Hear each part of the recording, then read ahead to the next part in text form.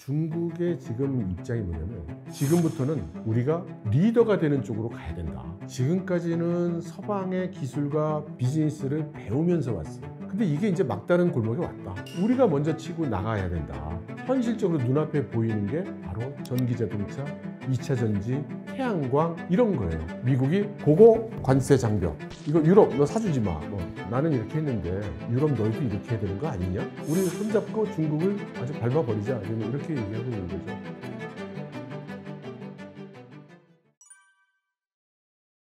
지금 미국은 바이든 정부가 들어서고 나서 소위 스몰 야드 하이 펜스, 그러니까 마당은 적고 울타리는 높다라고 불리우는 그런 정책을 시행하고 있습니다.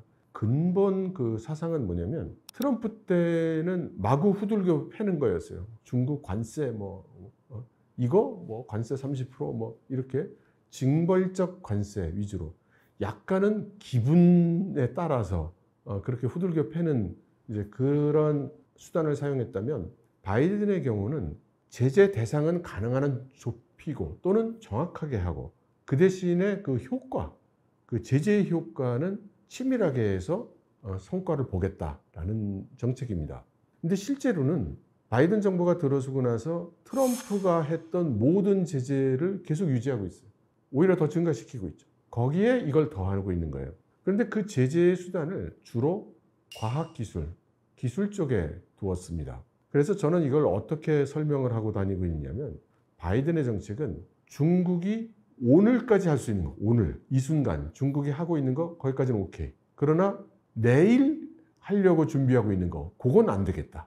이게 바이든 행정부의 기본적인 스탠스라고 할 수 있어요. 그래서 여기서 제일 중요한 게 뭐냐, 중국이 앞으로 열심히 전략적으로 또는 의도적으로 노력해서 하려고 하는 것에 거의 다 필요한 게 반도체인 거죠. 그래서 반도체를 제재를 하는 겁니다. 근데 보니까 중국이 막 14나노까지는 이미 자기들이 만들고 있고 공장도 있어요. 그래서 중국이 할 수 있는 거를 서방 기업 보고 그건 하지 마 그래봐야 소용없잖아요. 오히려 장사할 수 있는 기회만 없애는 거니까 그럼 14나노까지는 괜찮고 14나노부터는 안 돼. 이제 이렇게 제재를 하고 있는 거예요. 근데 처음에는 반도체 14나노 이하의 반도체는 팔지 마 그랬다가 가만히 있어봐. 그럼 중국이 개발할 수도 있잖아. 그래서 14나노 만드는 데 들어가는 장비도 팔지 마. 이렇게 했다가 가만히 있어봐. 14나노 이하짜리 반도체를 설계는 하면 또 그게 어떻게 될지 모르지. 설계도 하지 마. 설계 툴도 넣지 마. 가만히 있어봐. 설계 툴만 넣을 게 아니라 14나노 이하에 뭐 하는데 필요한 소프트웨어 있으면 그것도 다 하지 마. 이런 식으로 계속 점증해 가면서 지금 제재를 하고 있는 겁니다. 그러니까 중국 정부 입장에서는 그런 식으로 북치고 장구치면 또 미국이 또 더 무슨 짓을 할지 모르잖아요. 그러니까 그 조심하고 싶고, 그렇게 우리나라에서 하듯이 미 제국주의에 물러가라, 미국 물건 어쩌라 이런 거 없습니다. 다만 중국이 사줄 만한 미국 물건이 별로 없어요. 중국이 한국에서 사줄 만한 물건이 별로 없잖아요. 그러니까 미국 물건 비싸고 감정적으로도 요즘 안 좋고 그러니까 안 사죠. 내 배가 고파서 큰일이고 장사가 안 돼서 죽겠는데 거기서 미제 비싸지만 좋다는 거 그거 사겠어요? 안 사죠. 중국이 1000만 원대 전기자동차 만들거나 말거나 사실 미국하고는 그 직접적인 상관이 별로 없어요. 왜냐하면 미국은 미국 기준이 있어서 그걸 다 달성해야 되는데 바이든이 중국 자동차는 들어오기가 어렵게끔 기술 규격 기준도 그렇게 만들고 있고 그다음 관세도 후들겨 패고 있고 여러 가지 제재를 가하고 있거든요. 그러니까 심지어 테슬라가 만든 차도 미제잖아요. 사실은 중국에서 만들었지만 그런 차도 미국에 별로 안 들어가요. 그래서 1년에 미국으로 팔리는 전기자동차가 한 2000대 좀 넘나? 그 정도예요. 그야말로 세 발의 피다. 그래서 이게 현재를 생각해서 제재하는 거는 아닌 것 같고 아무튼 싹을 바른다. 중국산 전기자동차는 미국에 올 생각을 하지 마라. 이런 예방적 성격이 있을 것 같고요. 일단 트럼프가 제재 가하고 다 제재하고 그리고 나서 바이든이 아까 말씀드린 기술 제재를 더하고 있고 거기에다가 또 금융 제재를 더하고 있고 거기에다가 블랙리스트를 활성화시켜 가지고 기업과 조직 그리고 사람까지 거래를 하면 안 되는 그런 사람, 기업 이렇게 지정을 하고 있어요. 근데 이게 엄청난 속도로 늘고 있어요. 1년에 200개가 넘는 것 같아요. 매년. 그러니까 좀 이름 있는 그 중국의 국영 기업이나 테크 기업들은 다 거기에 지금 올라가고 있는 형편이죠. 정확한 뜻은 이번에 바이든이 중국의 전기자동차, 2차 전지, 태양광 제품에 대해서 징벌적 관세라고 할까요? 갑자기 막 4배로 올리고 그러니까 이게 그렇게 표현을 하는 거고요. 그리고 미국이 이제 유럽 보고 나는 이렇게 했는데 유럽 너희도 이렇게 해야 되는 거 아니냐? 이제 이렇게 얘기를 하고 있는 거예요. 우리 손잡고 중국을 아주 밟아버리자. 지금 이렇게 얘기하고 있는 거죠. 미국은 당초부터 어렵다는 걸 알고 있어서 뭐 그런 대로 뭐 어쩔 수 없다 이렇게 받아들이는데 유럽은 그렇지가 않죠. 유럽은 먼저 동유럽 쪽 국가들 중심으로 전기자동차가 지금 제법 나가고 있고요. 그리고 나가는 것도 중요하지만 증가 속도가 꽤 빨라요. 그래서 유럽의 중국 자동차가 주름 잡을 가능성이 지금 있는 거예요. 그래서 아마도 바이든이 미국 수입에 대해서 그렇게 제재를 가한 건 유럽에게 이 이야기를 하고 싶어서 유럽 보고 중국 자동차 사지 마라는 얘기를 하고 싶은데 자기는 아무것도 안 하면서 그렇게 얘기할 수가 없으니까 일단 자기도 때리고 별로 그 실효성은 없지만 그래 놓고 이제 유럽한테 이제 뭐 해보라는 얘기인데요. 그게 쉬워 보이지 않습니다. 일단 동유럽 국가들은 원래 동유럽 국가들은 사회주의 국가였잖아요. 그러니까 사회주의 국가나 공산주의 국가라고 해서 별로 거부감이 없어요. 그리고 상대적으로 동유럽 국가들의 소득 수준이 서유럽 국가보다 낮잖아요. 가난한 나라에서 싼 제품 사겠다는데 그걸 못 사게 하냐 뭐 이런 심리 좀 있는 거고요. 그 다음에 이번에 시진핑 주석이 그래서 유럽을 방문해서 프랑스의 마크롱 대통령을 만나서 중국의 전기 자동차 회사가 프랑스에 가서 제조 공장을 세우기로 했죠. 대규모 공장을. 그래서 마크롱 아저씨가 아유 고마워요 뭐 메르치 보크 뭐 이렇게 연발을 했죠. 그리고 헝가리에 가서 헝가리에서도 공장을 세우기로 했어요. 헝가리가 다음번 EU 의장국이거든요. 그래서 헝가리는 막 우린 중국 좋아해요. 나는 미국하고 생각이 좀 틀려요. 뭐 이래가면서 아부를 했고 그래서 공장을 짓기로 했어요. 그러면 메이드 인 프랑스, 메이드 인 헝가리잖아요. 그렇게 해서 이제 EU의 관세 장벽을 또 회피해 가려고 하는 거죠. 그러면 지금 상황에서 그럼 유럽이 그러면 바이든 말 듣고 그래 중국산 전기자동차는 사지 말아야 되겠네. 그럴 수 있느냐? 대체적인 여론이 부정적이에요.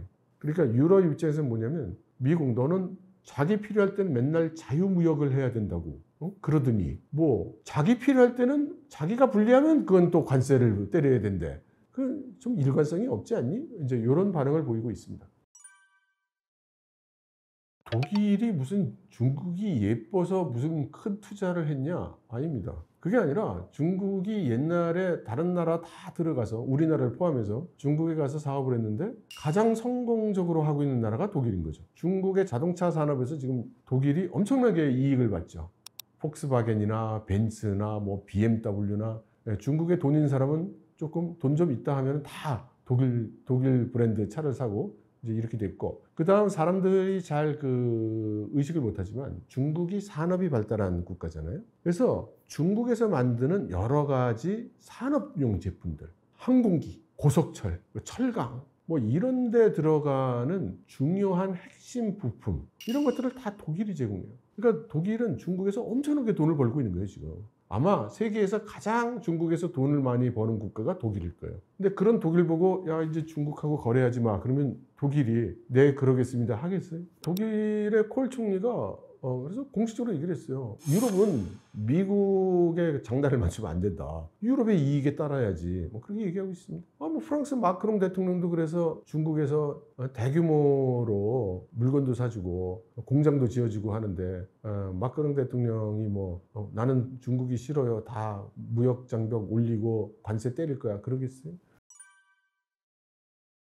우선 과잉 생산을 뭘 두고 말하는 거냐 이거 조금 생각해 보면 이게 그냥 보는 것처럼 보이는 게 그 진실이 아니라는 걸 알 수 있어요. 그러니까 중국에서는 뭐라고 얘기하냐면 그렇게 따지면 미국 너는 거의 미국이 대두를 많이 대량 생산하거든요. 너희는 대두 과잉 생산이잖아. 프랑스는 포도주 과잉 생산이네 그럼? 그럼 러시아는 보드카 과잉 생산이고 한국은 반도체 과잉 생산이네. 도대체 과잉 생산의 정의가 뭐냐? 뭐 이제 이런 얘기도 하고요. 근데 이거는 이제 비현실적인 얘기죠. 근데 중국이 자기들도 이건 우리가 너무 과잉이야라고 얘기하는 것들이 있어요. 뭐냐? 철강, 뭐 방직, 뭐 이런 거, 알루미늄 제련. 이거 너무 시설은 많고 너무 많이 만들어. 이러면 안 되는데 이런 게 있어요. 근데 그런 건 하나도 지적을 안 했어요. 미국에서. 미국이 지금 과잉 생산이라고 해서 지금 제재를 가하고 있는 건 아까 말씀하신 전기자동차. 중국 입장에서 전기자동차 우리가 지금 계속 수요가 늘어나고 있는데 왜 우리 보고 과잉 생산이라는 거야? 뭐 이렇게 얘기하고 있죠. 2차 전지 마찬가지고요. 태양광. 태양광은 금년에 중국이 태양광 수요가 피크가 돼서 금년부터 수요량이 줄기 시작해요. 그래서 중국도 태양광은 이제 줄여야 된다. 지금 그러고 있어요. 안 그래도. 그러니까 미국이 이걸 과잉 생산이라고 규정하고 이거를 제재하는 거는 조금은 미국의 이해관계에 의한 자기적인 요소가 있다. 그렇게 볼 수 있습니다. 제가 볼 땐 뭐냐면 중국의 지금 입장이 뭐냐면 지금까지는 서방의 기술과 비즈니스를 배우면서 왔어요. 그러니까 한국도 그랬지만 소위 팔로워였다고요. 근데 빨리 쫓아오니까 패스트 팔로워라고 부르잖아요. 근데 이게 이제 막다른 골목에 왔다. 더 이상 이렇게 갈 수가 없구나. 미국이 막 제재하고 막 난리가 났으니까. 그래서 지금부터는 우리가 리더가 되는 쪽으로 가야 된다. 그러니까 미국을 초월해서 유럽을 초월해서 우리가 먼저 치고 나가야 된다. 이제 이렇게 생각을 하는 거예요. 그래서 그게 가장 현실적으로 눈앞에 보이는 게 바로 전기자동차, 2차 전지, 태양광 이런 거예요. 서구 세계에서도 경쟁력이 자기들보다 없고 이게 앞으로도 수요가 있어서 잘 될 것 같은 거. 그러니까 이걸 가지고 이제 중국은 우리는 패스트 팔로워에서 이제 리더가 될 거야. 이게 우리의 살 길이야. 21세기 중국은 이렇게 가야 돼. 라고 북치고 장구를 치니까 미국이 고고 관세 장벽. 이거 유럽 너 사주지 마. 뭐 이런 상황이 지금 오고 있는 겁니다. 미국이 안 사주기 시작한 지는 벌써 몇 년 됐잖아요. 무역을 놓고 보면 과거에 중국의 가장 큰 시장은 미국이었습니다. 그 다음 EU, 유럽이었죠. 근데 지금은 아니에요. 그러니까 미국과 유럽, 서방 국가들이 제재를 하고 뭐 자꾸 장벽을 높이니까 지금 중국은 소위 글로벌 사우스, 중동 지역, 아프리카, 그다음에 중앙아시아 국가들, 거기에 남아메리카 국가들 이런 데로 지금 시장을 개척을 하고 있는 거예요. 그래서 여기에 일본과 한국을 딱 얹히면 미국, 유럽, 서방 국가들에 대한 수출보다 더 많아요, 이제. 그러니까 그렇게 바뀌는 거예요. 근데 글로 가보면 아프리카에 비싸지만 좋은 제품 팔려면 잘 안 팔리겠죠? 싸고 좋은 가성비 제품을 팔아야 되겠죠? 태양광 발전이나 전기자동차가 아프리카 국가들이 에너지 공급이 쉽지 않으니까 보니까 중국제 태양광 패널 같은 게 너무 싼 거야. 그거 달아놓으면 우리 집 전기가 다 해결이 돼. 그래서 돈 없는 아프리카 국가에서 그걸 쓰는 거예요. 예. 그래서 수출을 하는 제품도 지금 그렇게 바뀌고 있는 중입니다. 계속 충돌하고 계속 악화될 것 같습니다. 지금 11월에 이제 미국 대통령 선거가 있는데 지금 트럼프하고 바이든하고 각자 민주당, 공화당의 이제 대통령 후보잖아요. 이 두 사람이 하루가 멀다 하고 나는 중국을 이렇게 괴롭힐 거야, 저렇게 괴롭힐 거야를 가지고 경쟁을 하고 있으니까 아무튼 결과는 중국 입장에서 보면은 누가 대통령이 되든 지금보다 나아질 건 없겠군이라고 생각할 수밖에 없죠. 지금 한국은 협중 정서가 가득하고 아무리면 우리가 미국하고 같이 서야지 라는 정서잖아요. 그러니까 한중 관계는 계속 더 나빠지겠죠. 예.